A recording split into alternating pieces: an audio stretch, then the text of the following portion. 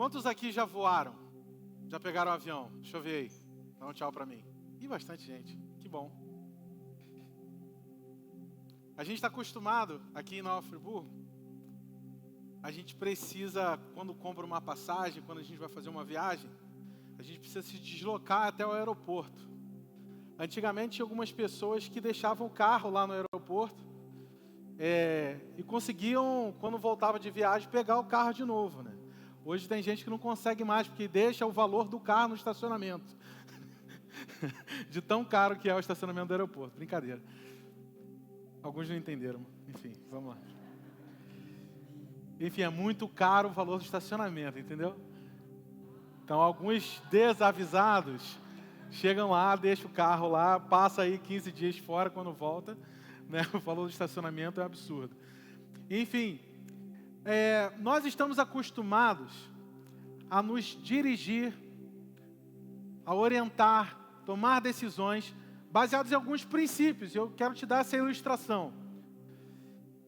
Para você se dirigir até o rio, você precisa de um combustível, você precisa de um carro, e você está debaixo ali de um sistema de regras, de sinalização, leis de trânsito. Então, você sabe que a faixa contínua dupla, você não pode fazer ultrapassagens, você tem placa, você tem quebra-mola eletrônico, você tem uma série de fatores que você precisa considerar, você precisa se submeter para atingir seu objetivo, que é se locomover daqui para lá. E talvez muitos tenham se preparado, a sua experiência na direção te ajuda a você ir com tranquilidade daqui para o rio, porque você sabe o que você está fazendo, você tem uma certa experiência, e isso consegue te levar daqui até lá. Mas quando você chega lá e você pega o seu bilhete, entra no aeroporto, passa pelo seu portão de embarque, e você sobe na aeronave, a partir daquele momento, os princípios que te carregaram até lá, que te trouxeram até o aeroporto, não serão os mesmos princípios que vão te levar até o teu destino final. A aeronave não usa o mesmo combustível, as leis de trânsito não se aplicam ao ar, não existe faixa contínua, não existe plaquinha nos céus. E você... Foi bom, aprendeu aí? Para quem não sabia, né?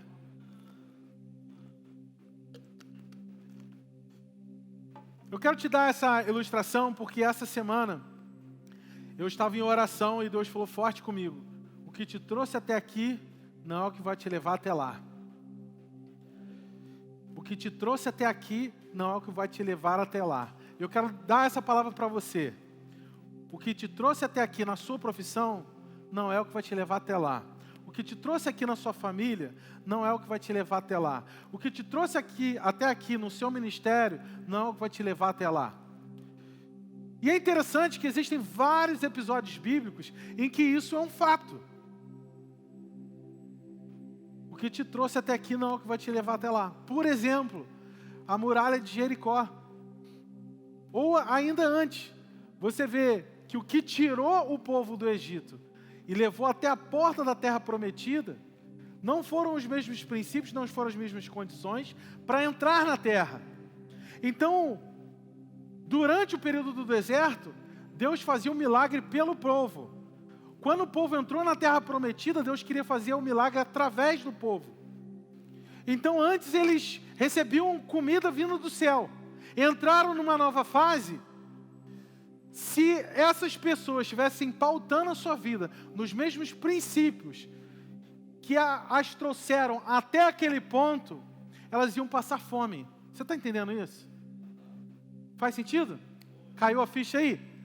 Se eles pisaram, Deus deu uma palavra clara para eles: atravessa, passa o Jordão. Quando eles chegaram na terra prometida, passa o Jordão. Já tinham passado pelo Mar Vermelho e agora passa pelo Jordão. Quando eles passaram pelo Jordão, a partir daquele momento que ele passou, tirou o pé das margens do rio e eles atravessaram a seco, e assim que eles passaram por outra margem, a partir daquele momento, houve uma chave, um disjuntor no céu que apagou a provisão que vinha do céu. As codornizes ou o maná, aquilo que caia do céu cessou. E a partir daquele momento, eles tiveram uma visão de cachos de uvas grandes, de algo que eles não tinham no deserto, mas agora estava esperando por eles na terra prometida. Só que isso não ia cair do céu. Isso nasceu da terra e eles teriam que cultivar, eles teriam que conquistar aquele território. Então o milagre que Deus queria operar não era por eles, mas era através deles. Deus queria dar habilidade para eles guerrearem, habilidade para eles cultivarem na terra prometida, a terra que mana leite e mel. Veja, saíram do deserto onde caía do céu e entraram numa terra que gera leite e mel. Certo? É uma outra realidade, é um outro conjunto de princípios tão diferente, tão oposto, da mesma maneira que os princípios que valem sobre quem está dirigindo um carro é o oposto do que vale para quem está pilotando um avião. E a gente que costuma estar na direção de um carro, quando você entra no avião, você passa a precisar confiar completamente naquele comandante ali da aeronave. Você fica completamente à mercê, completamente rendido. Se o comandante da aeronave resolve fazer assim, vou dar um loop agora. Se ele quiser fazer isso, você está na mão dele, não é verdade? Sim? Se ele resolver, eu vou jogar essa aeronave no chão agora, cansei de viver, você vai estar na mão dele. Então, da mesma maneira, existe um ponto da nossa caminhada, eu quero dar essa palavra para você hoje.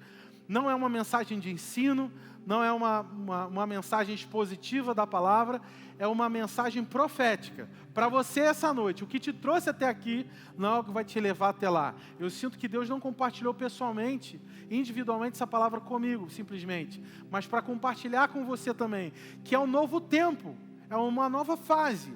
E é um tempo que Deus quer tratar o nosso coração. Agora, me pergunta, por quê? Me ajuda aí, pergunta aí, por quê? Por que o que me trouxe até aqui não é o que vai me levar até lá? Por que o que nos trouxe até aqui não é o que vai nos levar até lá? Por quê? Porque Deus quer tratar o nosso coração. Por quê? Porque a chamada não é para um destino, não é para uma realização, não é para um patamar, não é para conquistas, é para intimidade. Todo mundo que Deus chamou na Bíblia, Deus estava mais preocupado em conhecer e ser conhecido, amar e ser amado, do que simplesmente ter um servo à sua disposição.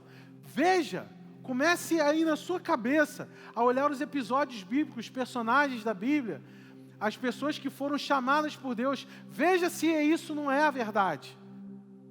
Se isso não era verdade sobre Abraão, se essa não era verdade sobre Jacó, se essa não era verdade sobre Moisés, que Deus queria ir em intimidade com Moisés, mais do que Ele queria fazer através de Moisés, porque Deus não fará nada através de nós que não tenha feito antes em nós. Então é mais importante do que Moisés tinha a falar, é o que ele tinha a viver. Certo? Moisés foi o único a subir no monte, mas o desejo de Deus era que todos subissem ao monte. Quando ele falou para Faraó, deixa o meu povo ir para que me adore. O objetivo do povo ser liberto do Egito era ter um encontro com Deus no alto do monte. Só Moisés subiu. O objetivo eram todos. Mas o povo não estava preparado. O que precisou? Tratar o coração. Deus quer tratar o nosso coração hoje. Eu quero te mostrar isso em alguns episódios. Vamos lá? Bom, só continuando aqui esse exemplo, para ficar mais nítido ainda. No ano de 2013, eu fiz isso. Me desloquei, eu saí, peguei um carro, e foi um grande desafio. Fica para outra hora aí a gente contar o testemunho completo. Mas Isabela foi me levar no aeroporto, e aí eu entrei na aeronave, e eu fiz uma viagem de mais de 4 horas para Belém, e de Belém mais 1h30 até Santarém. E aí eu pousei no aeroporto de Santarém, menor do que a rodoviária aqui de Friburgo. e eu cheguei lá num lugar, e a gente recebeu uma missão que era levar e ministrar pessoas, levar cura, ministração para as pessoas, os ribeirinhos, a população ribeirinha, que é aquelas casas que elas dão para água, né? as nossas casas dão para a rua, o portão é para a rua. Aquelas casas ali, elas têm simplesmente um barquinho amarrado ali, e o acesso é somente de barco. Então, o que me trouxe até Santarém não é o que me levou até o lugar de cumprir o que eu precisava cumprir, certo? Então, só para ficar nítido aí esse exemplo. Marcos capítulo 6, versículos 45 a 52, diz o seguinte: logo a seguir, compeliu Jesus os seus discípulos a embarcar e passar adiante para o outro lado, Betsaida. Enquanto ele despedia a multidão, e tendo-os despedido, subiu ao monte para orar. Ao cair da tarde, estava o barco no meio do mar e ele sozinho em terra. E vendo-os dificuldade a remar, porque o vento lhes era contrário, por volta da 4ª vigília da noite, veio ter com eles, andando sobre o mar, e queria tomar-lhes a dianteira. Eu acho muito engraçado como Marcos relata isso aqui de forma tranquila, né? Como se fosse óbvio, né? Não, Jesus pegou, despediu, mandou eles irem na frente, como se fosse caminhar na via expressa, né? Vai na frente que eu te alcanço. Mas era no meio do mar e Jesus foi andando sobre o mar para encontrar os discípulos. Isso é muito incrível. Eles, porém, vendo andar sobre o mar, pensaram tratar-se de um fantasma e gritaram, pois todos ficaram aterrados à vista dele. Mas logo lhes falou e disse: tende bom ânimo, sou eu, não temas. E subiu para o barco para estar com eles, e o vento cessou. Ficaram entre si atônitos. Agora sim, Marcos dá uma noção para a gente. Ficaram entre si atônitos, porque não haviam compreendido o milagre dos pães, antes o seu coração estava endurecido. E essa palavra me chamou muita atenção. Eles ficaram perplexos, eles ficaram atônitos, eles ficaram impressionados, porque eles não haviam compreendido o milagre dos pães, porque o seu coração estava endurecido. Olha que interessante. Essa frase se aplica ao menino que ofereceu pães e peixes para Jesus. O que ele trouxe não era suficiente para levar toda aquela multidão a um nível de saciedade, de completude. Nós precisamos entender que existe uma diferença clara entre uma vida plena e uma vida confortável. Uma vida plena e uma vida confortável. Jesus quer essa noite tratar o nosso coração, tratar o nosso interior, para que a gente venha amadurecer e estar prontos para continuar aquilo que Ele quer realizar em nós, para que Ele possa então realizar através de nós. Deus está nos chamando hoje para um novo nível de intimidade, de percepção, de maturidade, para que possamos avançar. O texto aqui aborda um ponto muito interessante para entendermos um pouco mais sobre esse processo, que é tratar o coração.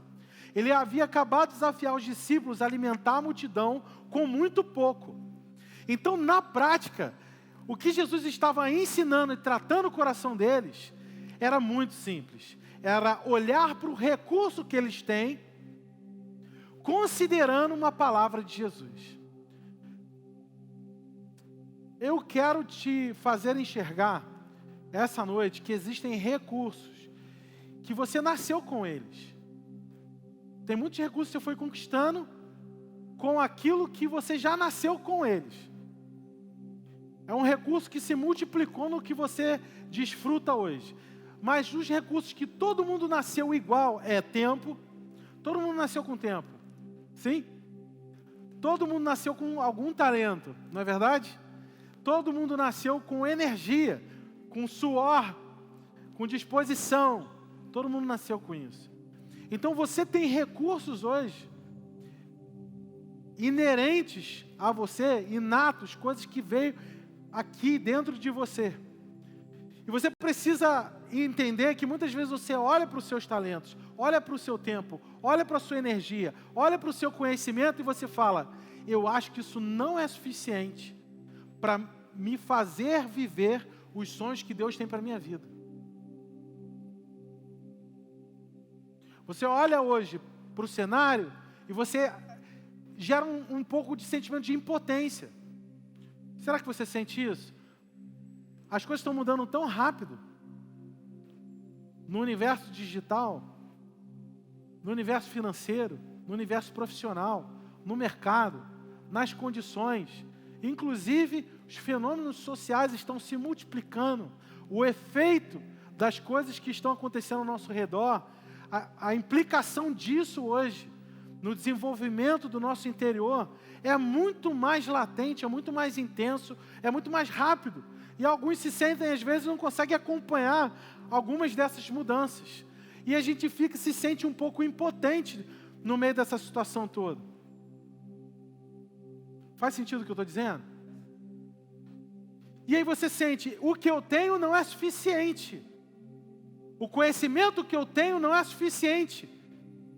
Eu lembro de uma vez um professor, eu estava no início da minha faculdade, ele não era um professor da faculdade, ele era um professor de vendas, e ele disse o seguinte: olha, eu me formei tem 20 anos, e tudo que eu aprendi na faculdade não serve para nada hoje, porque tudo mudou.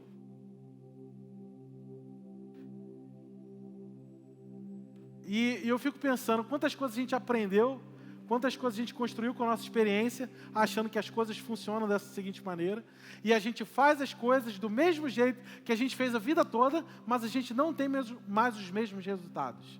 Não é verdade? Não é isso? Pô, mas eu fiz isso a vida toda e deu certo. Mas agora não dá mais. É um ciclo de transformações constantes. Mas eu quero dizer uma coisa para você, uma palavra de Deus. Preste atenção no que eu vou dizer para você hoje. E daí? Recebe essa palavra aí. Você, e daí? Porque não interessa, nós não vivemos por causa de resultados. Nós vivemos por causa para conhecer a Deus. Nisto consiste a vida eterna, conhecer a Deus. Então nós estamos aqui nessa vida, não é para ser um sucesso. Nós estamos aqui nessa vida para conhecer a Deus. Amém? Então, no meio desse universo caótico, sempre vai existir uma oportunidade da gente conhecer melhor a Deus. E é muito bom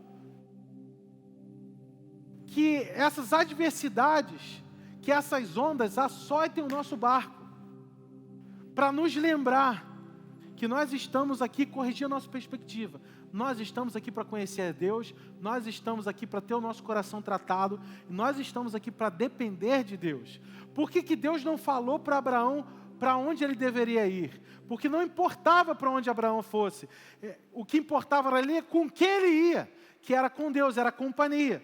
Eu gosto de usar um exemplo, que é o exemplo de você fazer um processo que eu estou familiarizado diariamente, que é fazer uma limonada.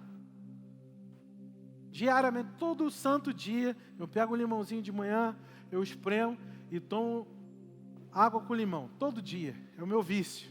Toda manhã, a primeira coisa que entra pelos meus lábios é um limão espremido com água gelada. Todo dia. E aí o que acontece? Olhando para essa experiência que eu tenho toda manhã, eu fico olhando assim, para o limão bonitinho e depois para o limão todo esmagado, aquele bagaço do limão. Muitas vezes a gente se apega tanto à forma, mas o que importa é o que sai do processo, que é o suco, não é isso? Então ninguém pensa assim, vou pegar um limão e eu quero transformar ele num bagaço. Meu objetivo é ver um bagaço lindo. Ninguém pensa nisso. Todo mundo pensa no que o limão vai proporcionar. Da mesma maneira, Deus olha para a gente, não importa onde a gente vai chegar, não importa o que a gente vai realizar, não importa. Não importa, a nossa sociedade valoriza muito a forma, Deus valoriza a essência, amém? O que sai desses processos. Então, se o processo que você está vivendo hoje, as tempestades, os desafios, estão te esmagando, estão te pressionando, estão te apertando, estão te sufocando, excelente notícia, algo está surgindo disso, e o nome disso é intimidade. Você está conhecendo mais a Deus, você está se conhecendo mais, e você está dependendo mais. Qual era o desafio de Jesus aqui? Eles tinham algo muito pouco, que era 5 pães e 2 peixes. Não era suficiente para mudar a realidade. O que você tem talvez não seja suficiente para mudar a sua realidade.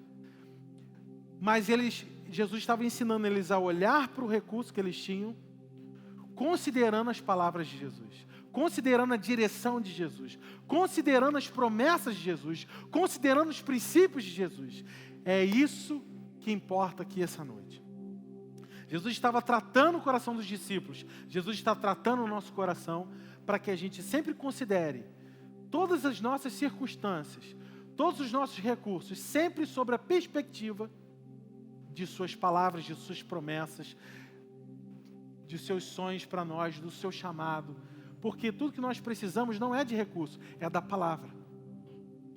Por que Jesus não falou assim, olha,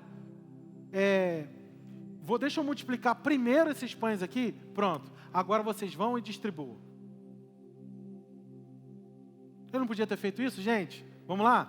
O Criador dos céus e da terra, que chama as estrelas pelo nome, sem Ele nada que foi feito se fez. Ele poderia dar um estalo e cair maná do céu e alimentar todo mundo ali.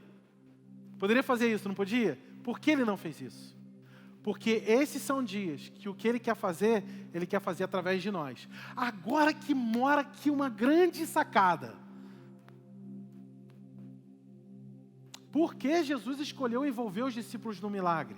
Para que eles vissem com os seus próprios olhos acontecer através das suas mãos algo para que de alguma forma pudesse desenvolver a fé dentro dos seus corações.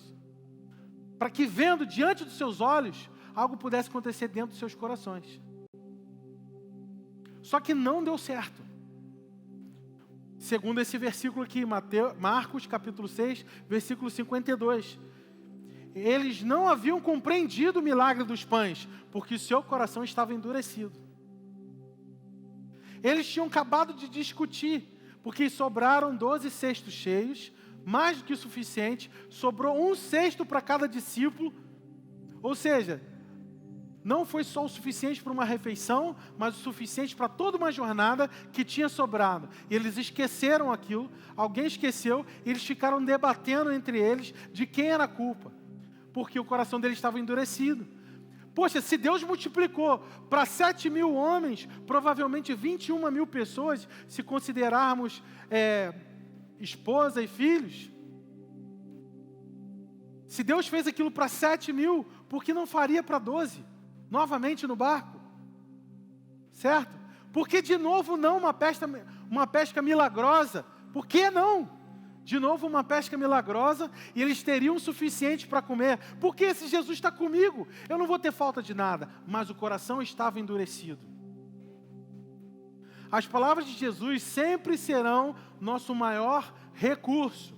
O desafio era atribuir às palavras de Jesus uma confiança maior do que nós atribuímos às nossas possibilidades. Eu vou repetir para que todo mundo preste muita atenção nisso. O desafio aqui era atribuir às palavras de Jesus uma expectativa maior do que nós atribuímos às nossas possibilidades. O que Jesus estava ensinando é isso.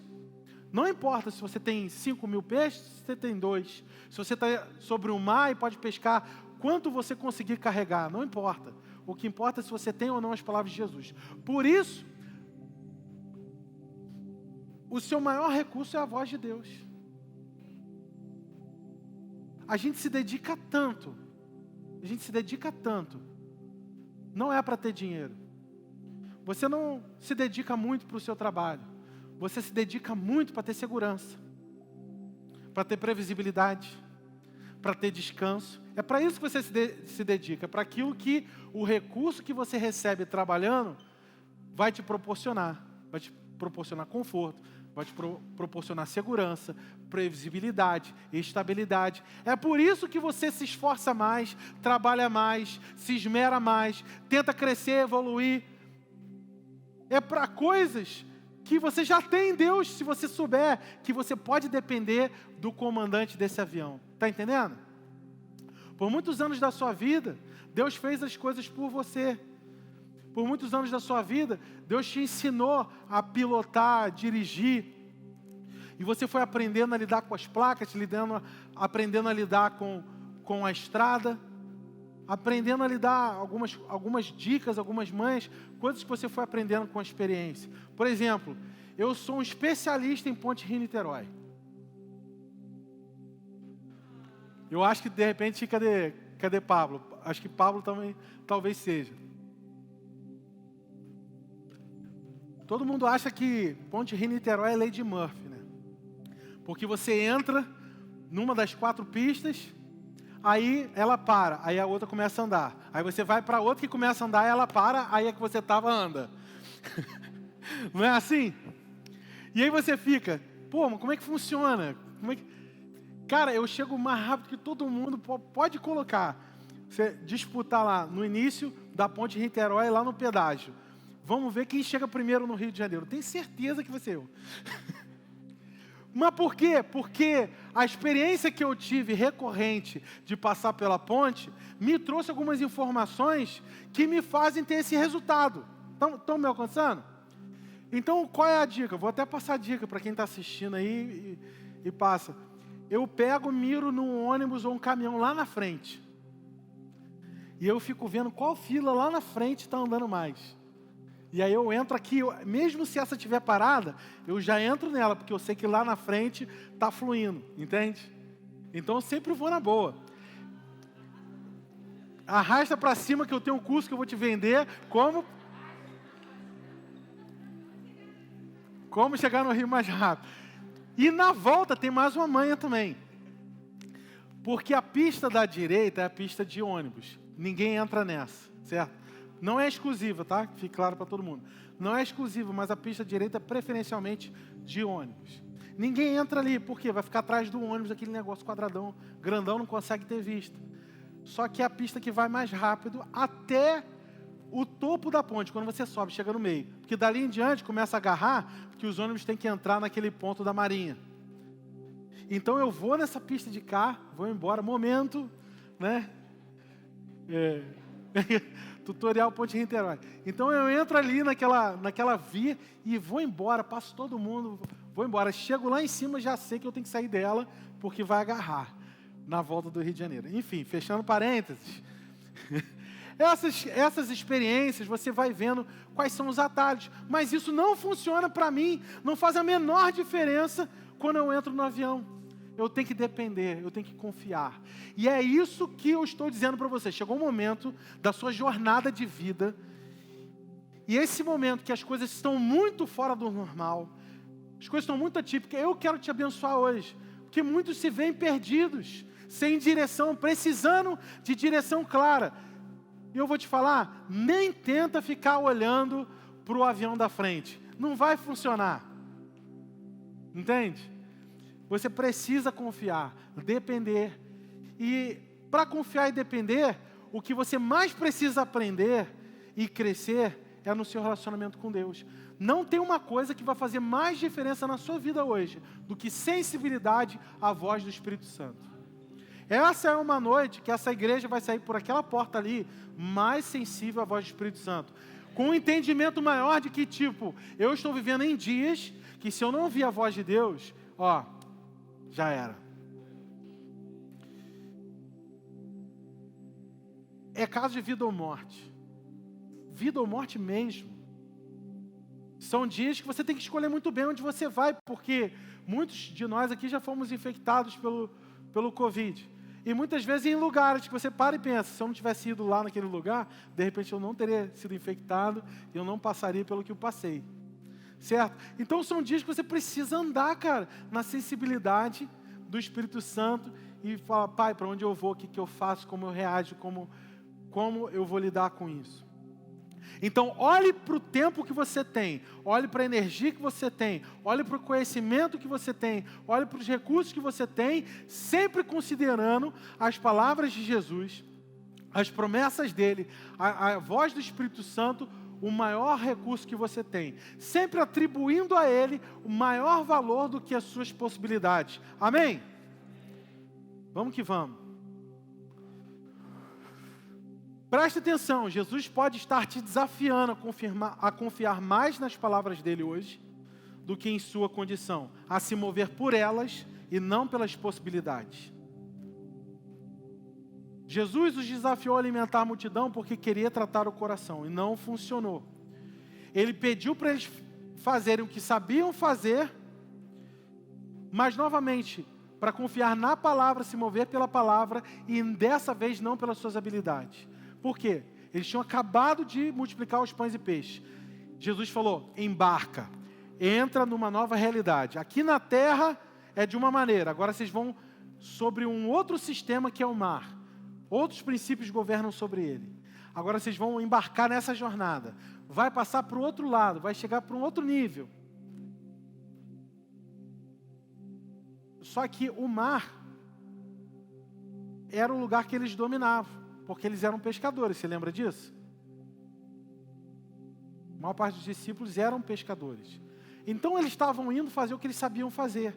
Muitas vezes Jesus vai te desafiar a fazer o que você sabe fazer, porém, sem confiar nas suas habilidades e expertise, mas nas palavras dele. Esse era o segundo desafio que Jesus fez para tratar o coração.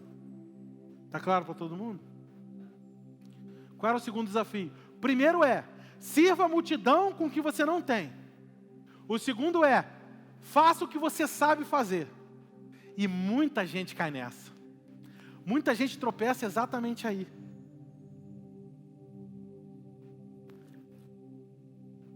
Antes, você confiar em Deus que, poxa, impossível alimentar essa multidão, só Deus mesmo para fazer. Aí Deus faz, você, glória a Deus, só Deus poderia fazer aquilo. Agora Deus está falando para você fazer o que você sabe fazer. E aí muita gente tropeça nisso porque acaba deletando Deus da equação. Ah, isso aqui eu sei fazer. E foi aí que Josué caiu. Ele tinha acabado de derrubar algo impossível. Entrar em Jericó e viu aquelas muralhas caírem sem mover uma palha, só ficando em silêncio. O desafio deles era aqui, ó, fecha a boquinha. Zip na boquinha. Esse que era o desafio deles. Um desafio infantil. E durante 7 dias aqui, ó, calado. Abre a boca na hora certa. E aí, no meio daquele desafio, eles viram as muralhas caírem e ficaram muito felizes e ainda tiveram os despojos todos da cidade, enriqueceram, tinham um lugar para viver, para morar, terra para cultivar, etc. Aí Deus falou assim, mas não parou ainda não. Tiveram uma grande vitória.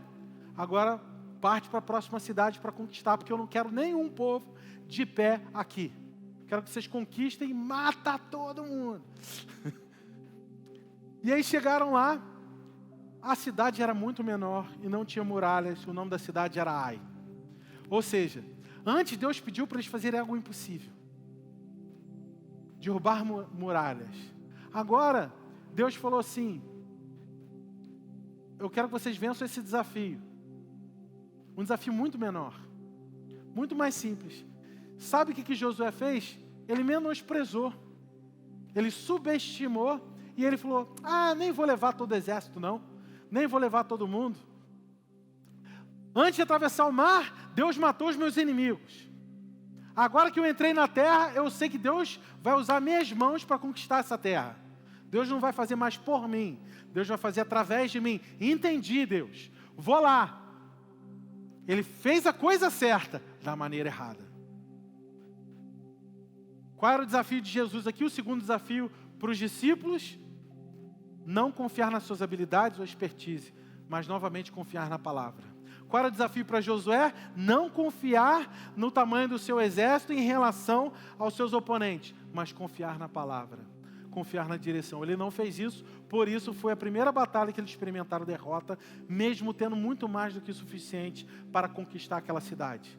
Muita gente cai nessa. A palavra, o chamado, a direção de Deus sempre merecerá mais confiança do que as nossas condições. Existe algo, assim como você embarca, quando você entra no barco, tudo que está dentro do barco está dentro do seu controle. Certo? Se você decidir tirar um balde de um lugar do barco e botar em outro, está no seu controle. Se você quiser botar o remo para fora e remar, ou se você mudar de ideia, levantar a vela e puxar o remo, está no seu controle. Você vai decidir dentro do barco se você chora, se você ri, se você dorme, se você rema. Você decide tudo que está dentro do barco. Mas fora do barco está fora da sua alçada, fora do seu controle. Você pode controlar o que está dentro, contudo não pode controlar o que está fora. Por exemplo, o vento e a maré. Essa imprevisibilidade faz com que os navegadores suspendam a sua viagem dependendo das condições meteorológicas. Então, como eu não posso controlar o que está fora de mim, o que um navegador, um pescador experiente faz? Olha, eu estou vendo as nuvens negras, vai chover, então eu não vou. Assim também os pilotos de avião. Eu já fui muito para Londrina, lá ministrar com a Global, e toda vez que a gente ia para Londrina, a gente já sabia que a gente ia passar perrengue no aeroporto. O que a gente fazia? A gente já abastecia a nossa mochila de sanduíche natural, biscoitos, etc. Porque em Londrina a gente sabe, é igual Friburgo, chove toda hora e quando chove, parece que alaga a torre de comando, não sei. Alguma coisa acontece em Londrina, que bateu uma gota de chuva no chão, vai atrasar todos os voos. Isso é fato para todo mundo. Então, toda vez que um piloto vê que as condições não são favoráveis, ou seja, aquilo que eu não posso controlar, o que ele faz? Usando o seu bom senso, vou ficar quietinho na minha, esperando as condições melhorar, porque eu não vou me arriscar à toa. Esse é o pensamento da torre de comando, certo? Então, a premissa para um navegador é: não se lance se as condições não forem favoráveis. Mas Jesus nos desafia a nos mover, depositando toda a nossa segurança na palavra e não nas condições, sejam elas favoráveis ou não. No caso de Josué, enfrentar Ai era tranquilo, consigo numa boa. Agora, você lidar com condições desfavoráveis é um desafio que você precisa novamente confiar em Deus. Então tudo é sobre tratar o coração, para ouvir, confiar e se mover pela palavra, pela direção, pela voz e não pelas condições. Posso ouvir um amém, igreja? E agora eu quero compartilhar um outro trecho. Atos capítulo 20, versículo 22 a 24. Novamente um outro episódio em que Paulo, ele está sendo convidado a crescer em maturidade e sensibilidade. Então ele já tinha aprendido durante 10 anos a fazer isso, a ouvir a voz de Deus e obedecer. 10 anos que ele ficou na Arábia. Então em Atos capítulo 20, vocês já me viram pregar sobre esse trecho, mas eu quero enfatizar alguns aspectos diferentes. Ele diz o seguinte: sinto-me impelido a ir a Jerusalém. Não sei em absoluto o que irá acontecer quando eu chegar lá. Só sei que não será um mar de rosas. Para aqueles que ficaram curiosos aqui, essa é a versão, a mensagem. Bem diferente, né? Ou seja, ele tinha uma breve sensibilidade, uma vaga impressão sobre o que ele deveria fazer. Em que direção ir? Pois o Espírito Santo me alertou de que me aguardam sofrimentos e prisões. Mas isso pouco importa. O que mais me interessa é terminar o que Deus começou. A tarefa de que o Senhor Jesus me incumbiu.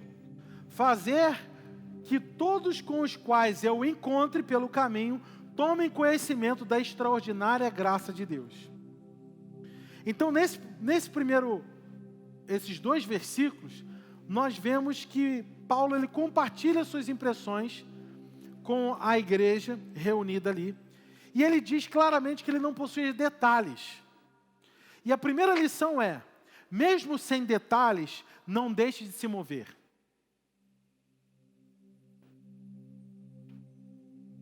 A palavra para Abraão foi: sai da tua terra e da tua parentela e vai para onde eu te mostrarei.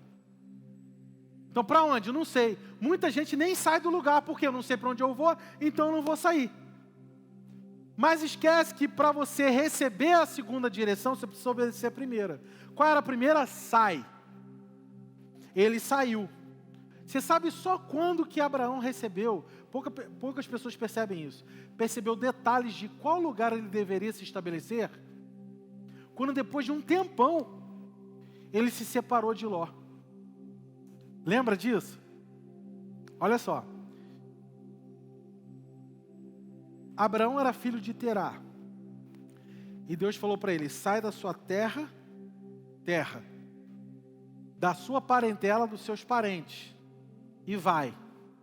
Ele saiu. A partir do momento que ele atravessou o rio, ele obedeceu a parte A da direção de Deus. Certo? Deixou a terra. Quando ele pisou do lado de fora do rio, Deus mostrou para ele uma visão de que ele seria pai de muitas nações. Beleza?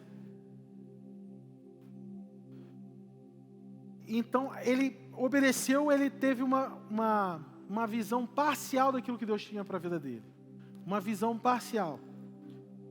Só que ele não obedeceu completamente, ele obedeceu parcialmente. Por isso, viu parcialmente. Deus quer te mostrar coisas grandes. Mas para você ver coisas grandes, para você ver coisas completas, você precisa obedecer de forma completa. Se você obedece em parte, você se coloca numa posição de enxergar em parte. Entende isso? Beleza, ele andou, entrou na terra. E aí ele começou a caminhar e começou a ir ali e ter experiências com Deus. Mas aí um dia os pastores de Abraão começaram a ter problema com os pastores de Ló, seu sobrinho. Era seu sobrinho, era parentela, não era para estar junto. E aí Abraão chega e fala assim para ele: Ló, não é legal a gente ter conflito entre nós. Escolhe uma direção, escolhe uma terra. O que você escolher, eu vou para outro lugar. Eu vou em outra direção. O que Ló escolheu? A parte mais bonita. A parte mais frutífera. As Campinas Verdes. Esse lugar, mais tarde, era Sodoma e Gomorra, onde desceu o fogo do céu e consumiu tudo.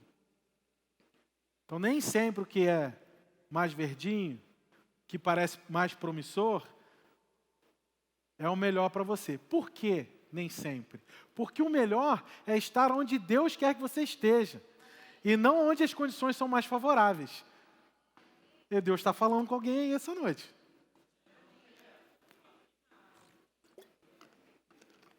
Não falei nada.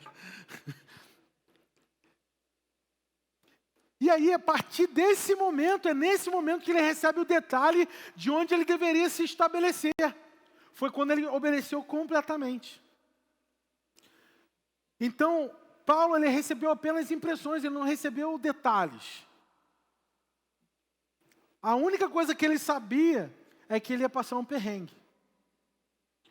Mas o que ele disse? Mas isso pouco importa. Ele não possuía muitos detalhes da sua tarefa, apenas o propósito e desafio. Quando ele chegou em Cesareia, um profeta veio para Paulo e disse que ele seria preso. Eu imagino Paulo dizendo assim para esse profeta: me conta a novidade. Essa impressão eu já tenho. Me faltam outros detalhes. Olha que interessante, Atos 21, 11 a 13. Ele encaminhou-se, esse profeta, diretamente para Paulo, pegou o cinto dele, num gesto dramático, amarrou-se pés e mãos e disse: isso é o que o Espírito Santo diz. Os judeus de Jerusalém irão prender o homem a quem este cinto pertence, e dessa maneira vão entregá-lo a pagãos muito maus. Quando ouvimos isso, e eu vou te lembrar que quem está escrevendo isso aqui é o evangelista Lucas, todos nós imploramos a Paulo que deixasse de ser teimoso e desistisse da viagem a Jerusalém. Mas ele foi irredutível. Basicamente ele respondeu: para que essa palhaçada? Para que tudo isso? Por que todo esse drama? Tornando as coisas ainda mais difíceis para mim. Vocês não entendem? A questão não é o que vão fazer a mim em Jerusalém. Se vão me prender ou se vão me matar. Mas o que o Senhor Jesus irá fazer por meio da minha obediência. Não conseguem ver isso? E aí eu, lendo esse texto, me perguntei: quantos de nós não iríamos sucumbir, ser entorpecidos? E não, um profeta falou, entendeu? Vou passar um perrengue. A vontade de Deus nunca envolve perrengue, né? Então, se o profeta falou, nem vou lá não, né? Vou para Jerusalém não, vou para onde está fluindo.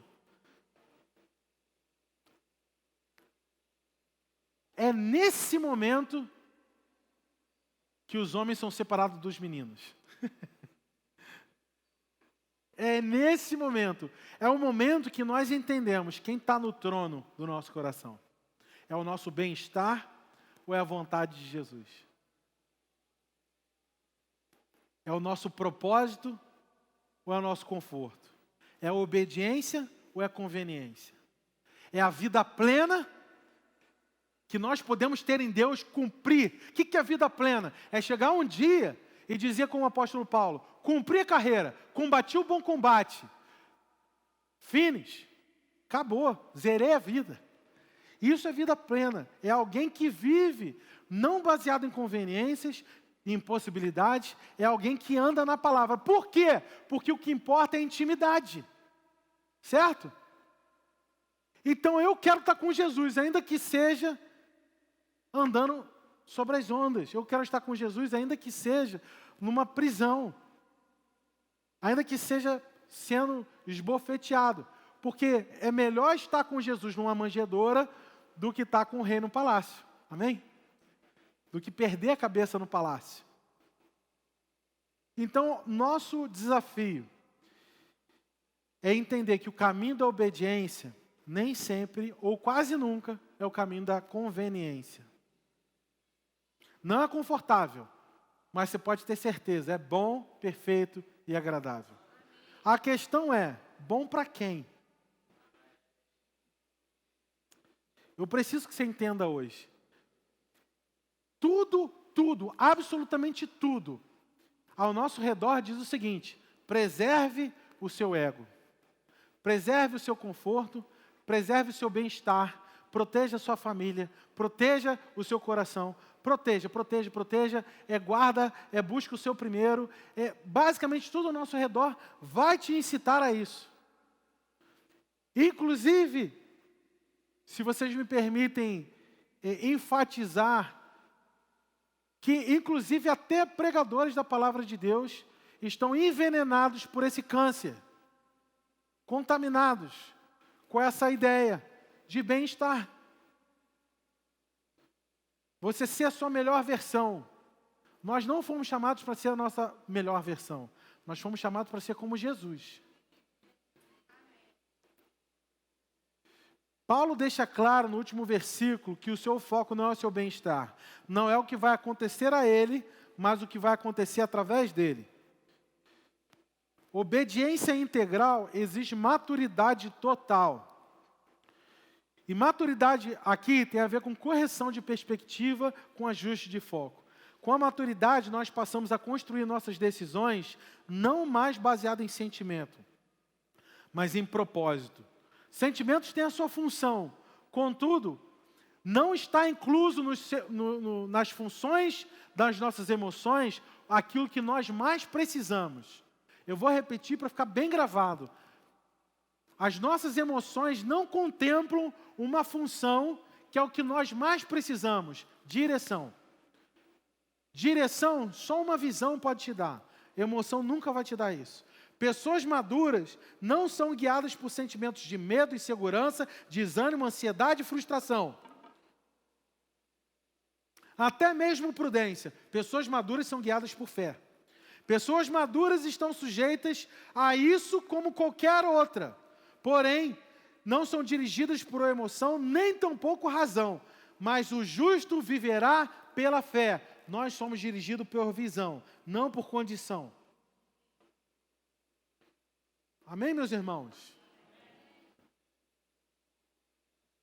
O que te trouxe até aqui não é o que vai te levar até lá. A experiência que te trouxe até aqui não é a experiência que vai te levar aonde Deus quer que você chegue. Vida plena ou vida confortável. Então o que te trouxe até aqui provavelmente vai te dar uma vida confortável. Mas o que vai te levar até lá é uma vida de obediência. É uma vida de ouvir, confiar. Confiar no comandante desse avião. é depender completamente, é crescer em sensibilidade. Saia daqui essa noite com um novo valor se você ainda não tem. Atribua a voz e a direção do Espírito Santo. Algo muito maior, muito mais valioso do que qualquer recurso, qualquer condição, qualquer probabilidade, qualquer possibilidade. Amém? Fica de pé.